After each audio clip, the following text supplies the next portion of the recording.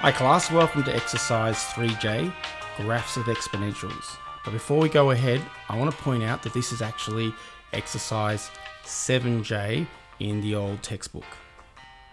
Alright, so in this lesson, your examples and your pre-learning will be example 24, sketching graphs of exponentials.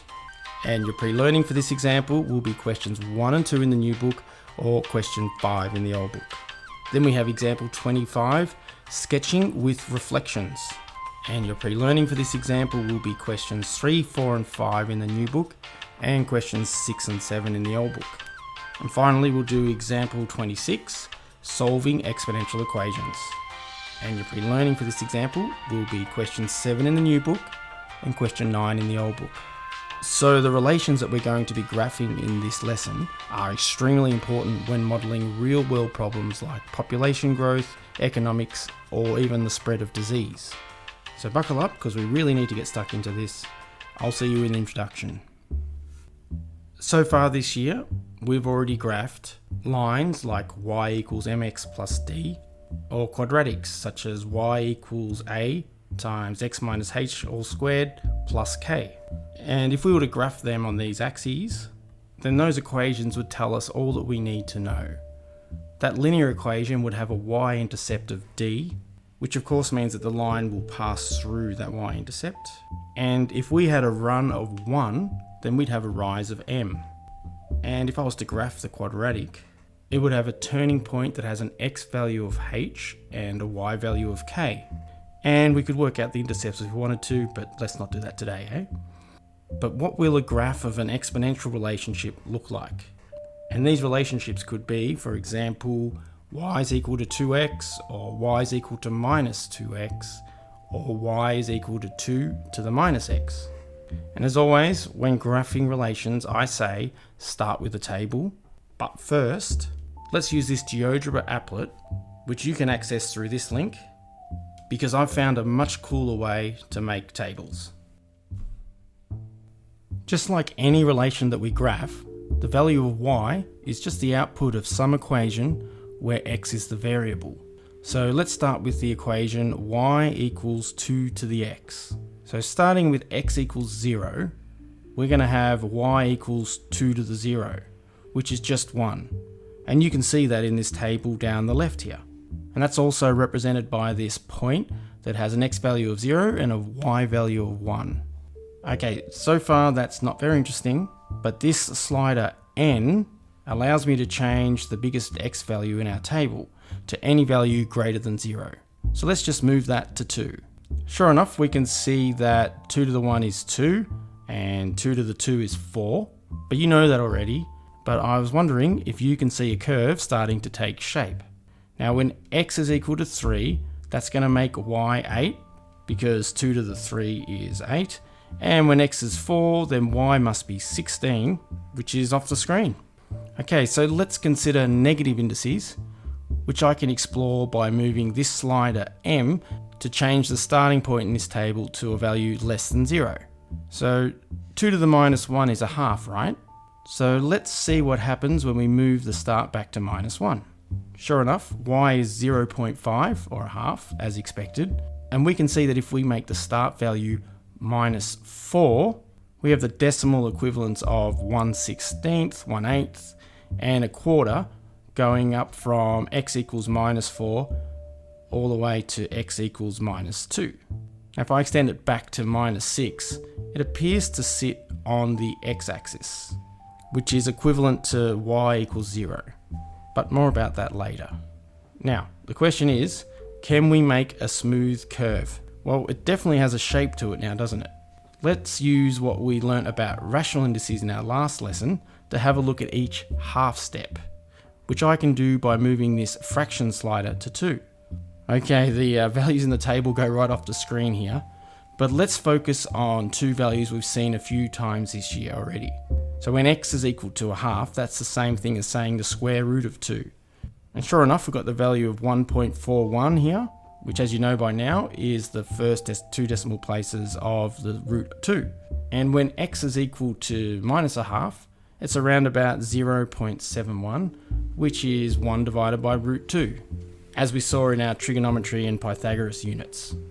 Now let's just zoom in a little bit to investigate these graphs. If we increase the amount of rational indices to 3 and then 4, we can see there's definitely a shape to these points. So let's stop with the suspense and show you what the graph y equals 2 to the x looks like. Now you can see what a smooth curve it is. Let's zoom out and see what the general shape is. So we can see that as we move in the negative direction, we seem to sit on the x-axis. And as x moves in the positive direction, it grows, well, exponentially. And as we change this slider A, we could see what y equals 3 to the x looks like, and y equals 4 to the x, and 5 to the x. Now these all have the same general shape, the difference being the bigger the base is, the faster it grows in the positive x direction, and the faster it shrinks towards 0 in the negative direction. So the question is, does it actually become 0? The values in the table seem to say y equals 5 to the minus 5 is 0. Well, let's zoom right in at minus 5. Well, there you go. It's very close, and we need a massive magnifying glass here, but we're looking at a value of less than 0.0005. So with 2 decimal places, that's definitely going to round to 0, but actually it's slightly bigger than 0. Now, this is what we call an asymptote. So as the value of x heads off towards negative infinity, it's always going to get closer to 0, but it never can actually be 0. So let's change a to 4, and hopefully we see this gets further away from 0. And that's because, as I said before, the bigger the base, the faster it gets close to 0. Now if we move a to 3, it goes off the screen. So we better zoom out here. And finally, when we go back to 2, we can see that y is around about 0.03. Okay, so let me go back to the original view. So the biggest takeaway from this applet is that we could work out the basic curve of an exponential graph using a table of values with the whole number values of x. If you account for how fast it grows to the right and the fact that there's an asymptote of y equals 0 to the left, and by asymptote I mean it gets closer and closer to without actually touching the line y equals 0, and y equals 0 of course is the x-axis, then you can make a pretty good approximation using the points minus 3 to 3. It's obvious that the y value will be 1 at 0, and each whole step to the right it doubles, and each whole step to the left it halves. Also, because there is a smooth curve here, this means that we can raise 2 to the power of any real number. So while we start out with repeated multiplications to make those positive whole number indices and repeated divisions to make the negative whole number indices, you've just taken exponentials to a very new and a very weird place. Alright, let's get back to that OneNote. So now we know quite a bit about y equals 2 to the x, but what about y equals 2 to the minus x, or y equals minus 2 to the x? Well, the first thing to note is that y equals minus 2 to the x is not equal to minus 2 all raised to the x. And there's a very good reason why that would not make sense. And that's because minus 2 squared is equal to 4, and minus 2 to the 3 is equal to minus 8. So for whole number values of x, positive whole number values of x, this makes perfect sense. But as soon as we get into rational indices, we're going to run into troubles. So one example you might know is minus 2 to the half is not a real number, because you can't take the square root of a negative number. So therefore you need to know that y equal to minus 2 to the x is equal to minus 2 to the x, which is actually just a reflection in the x-axis of the original y equals 2x. Alright, now finally I have to do my favourite thing with a relation, and that is make a table. Alright, and of course the first thing we need to do is write out the x values. And if you remember back in the applet, I was saying that the values of minus 3 to positive 3 would be enough. And the functions I'm going to look at are y equals 2 to the x, y equals minus 2 to the x, and y equals 2 to the minus x. And let's see how my amazing table skills are. So if we start off with x equals 0, when y is 2 to the x, it's 2 to the 0. which is just 1. And then if we move in the positive direction, 2 to the 1 is 2, 2 to the 2 is 4, and 2 to the 3 is 8. And in the negative direction, 2 to the minus 1, 2 to the minus 2, and 2 to the minus 3 is the same as saying 1 over 2 to the 1, 1 over 2 to the 2, or 1 over 2 to the 3, which is just a half, a quarter, and an eighth. And as we know, y equals minus 2 to the x is just a reflection in the x-axis.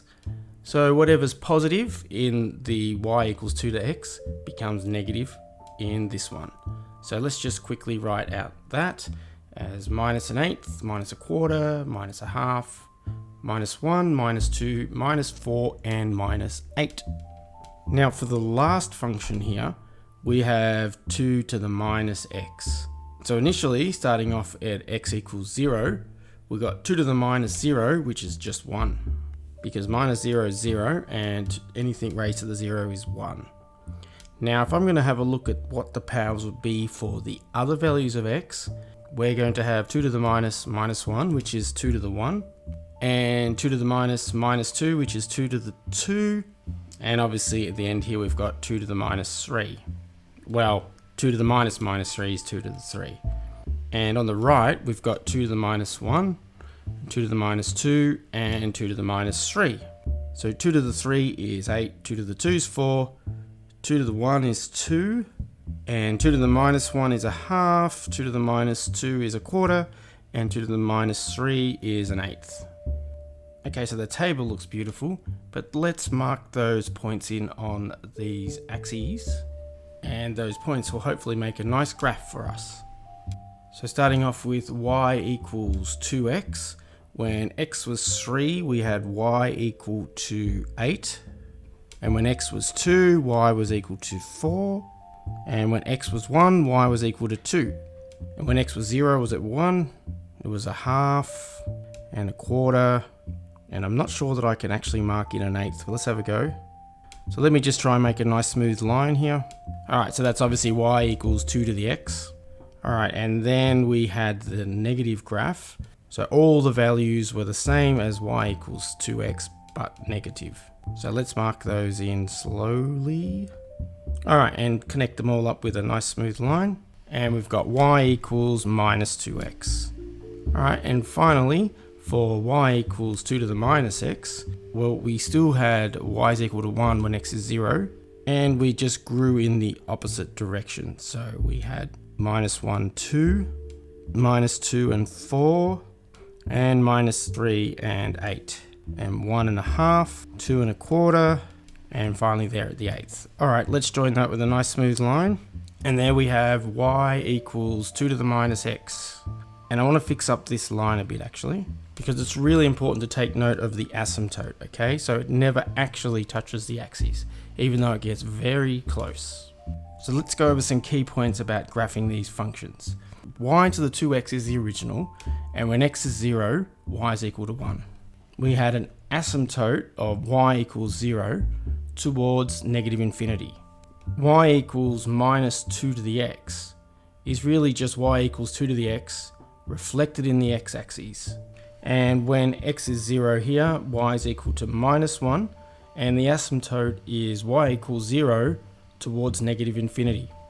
And finally, y equals 2 to the minus x is y equals 2 to the x, but reflected in the y-axis. When x is 0, y is equal to 1. Its asymptote is y equals 0, but it's towards positive infinity. Personally, I think I'm much better at drawing exponentials than quadratics, but still, I'd much prefer to have a look at them in GeoGebra. And you can have a go at this applet later on yourself by following this link. Alright, here is y equals 2 to the x. And notice how y equals 1 when x is 0. And if I turn on these markers, you can see that y is equal to 2 when x is 1, and y is equal to a half when x is minus 1. Now if we slide a to 3, then we have the same general graph, but y is now 3 when x is 1, and 1/3 when x is minus 1. And of course if I move a to 4, y is 4 when x is 1, and a quarter when x is minus 1. And when a is 5, we have y is equal to 5 when x is 1, and 1/5 when x is minus 1. That should be obvious why that's happening, because when x is 1, then we've got a to the power of 1, which means that it'll have the height of a. Alright, let me move the center of this graph to the center of the screen, so we can have a look at some of the other exponentials we drew in OneNote. So let's start off with y equals minus 2 to the x. And notice how the distance from the x-axis is the same, it's just in the negative direction. And if you took note of the asymptote when we had the positive graph, you could see that it was where y is equal to 0. And this graph has the same asymptote. It is y equals 0 as x towards negative infinity. So because it's all the same values, except in the negative direction, it is reflected in the x-axis. Alright, let's return to the original graph, and let's move a back to 2 as well. And then we can check out y equals 2 to the minus x. So the heights are the same, they're just in the negative values now. So it's 2 when x is minus 1, or half when x is 1. And you can see that we basically have the same graph, it's just reflected in the y-axis. Let me do that one more time, and back again. Now the asymptote is sort of the same here, it's where y equals 0, but it's where x is headed towards positive infinity. Finally, it is possible to draw a graph that is equal to minus 2 to the minus x, and here it is. So this is just the original graph reflected in the x-axis and then reflected in the y-axis. Alright, let's go back to OneNote. Alright, so we should make a few key points now, and the first one is about asymptotes. Now the asymptote is just a line that a curve approaches, getting closer and closer, but never actually touching it. So in this case you could see that the asymptotes are heading towards 0, but you don't just say that the asymptote is 0, and that's because you must describe the asymptote as a line. So in this case we were saying y equals 0. And this is a really important concept. Later on in the year we'll be transforming exponentials, and yes, the asymptote is very important.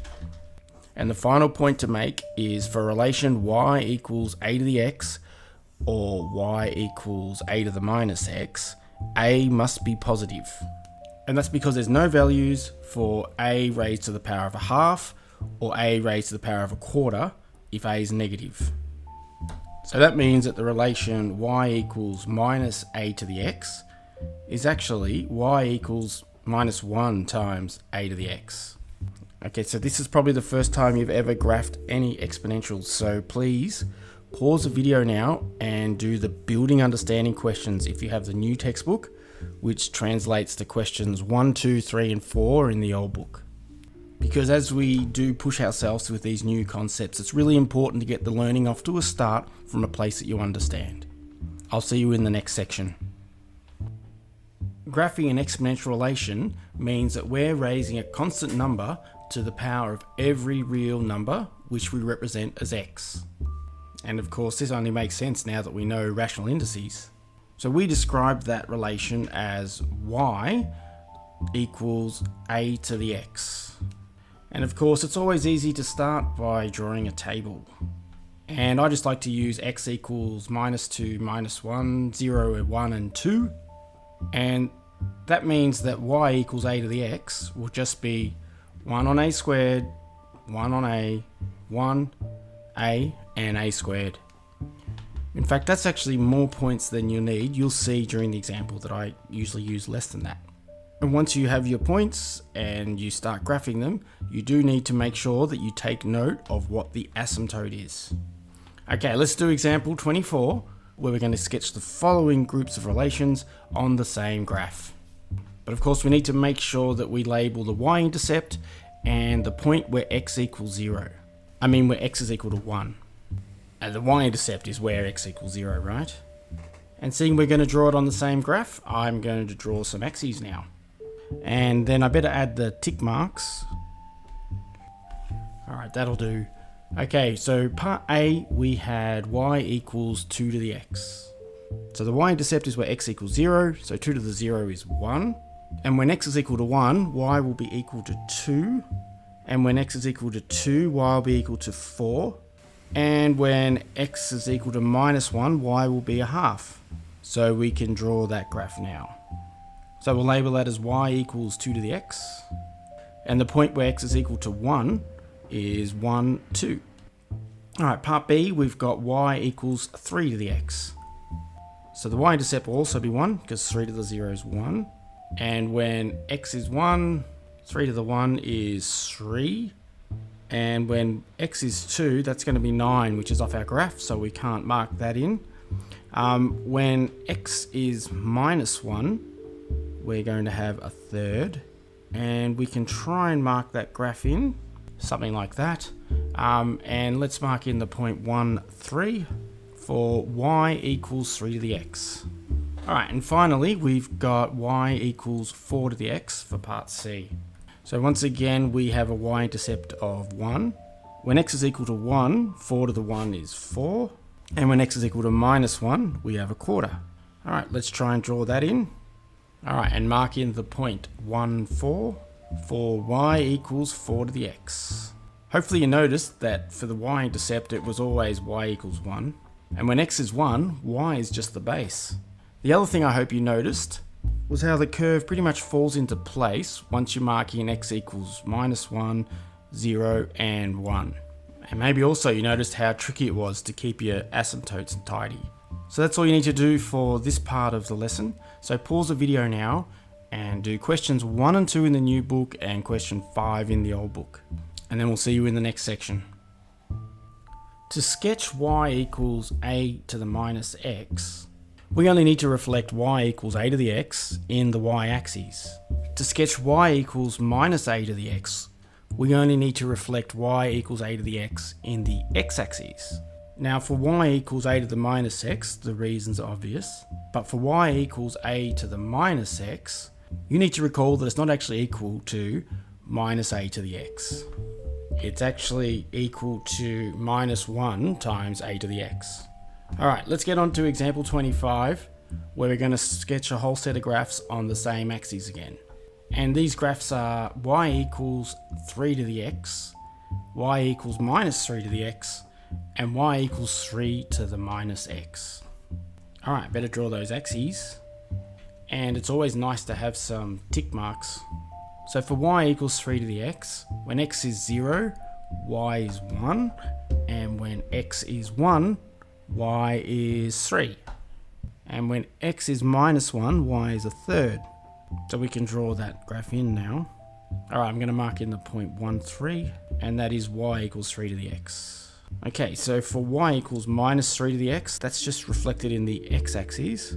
So where it's a third, we're going to make it minus a third. And where it's 1, we're going to make it -1. And where it's 3, we'll make it -3. So that's 1 minus 3 there. And that's enough points to draw the graph. Alright, so that's what we mean by reflected in the x-axis, right? Which I better mark in. And y equals 3 to the minus x is just reflected in the y-axis.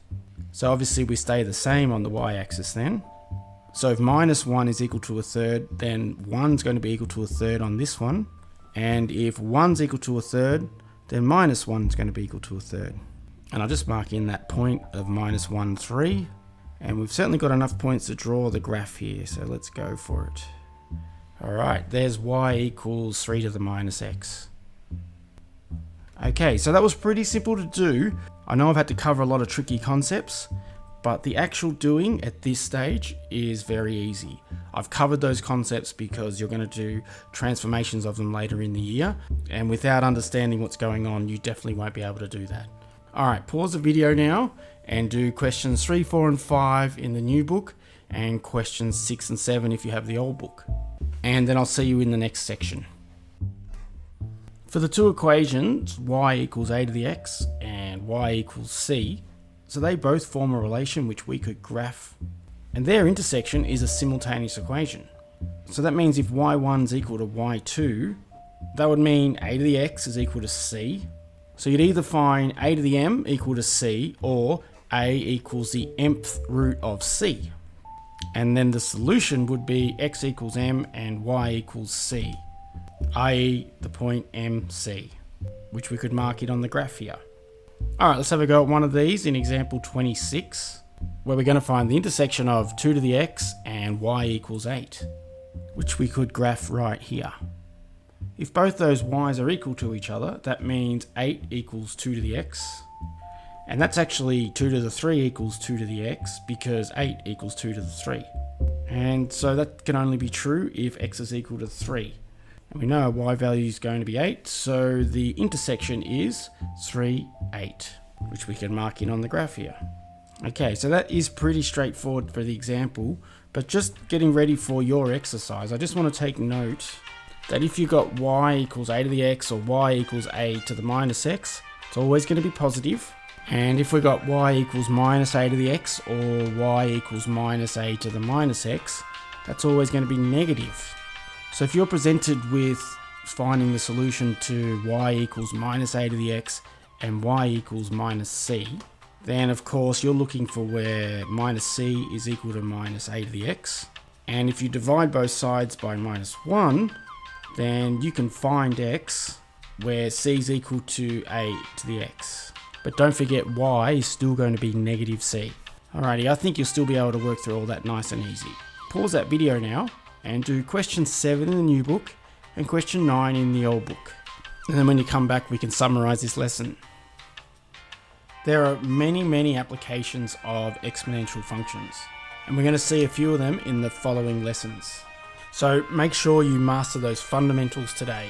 So in this lesson, a successful student will know what defines an exponential relation, know the meaning of the term asymptote, know the basic features of an exponential graph, be able to sketch simple exponential graphs, including those involving reflections, and know how to find the point of intersection of an exponential graph and a horizontal line. Alright, I think if you put the effort in, you'll see some slow start to your growth, but eventually it'll build upon itself and grow exponentially. Okay, see you in class or the next video. Bye.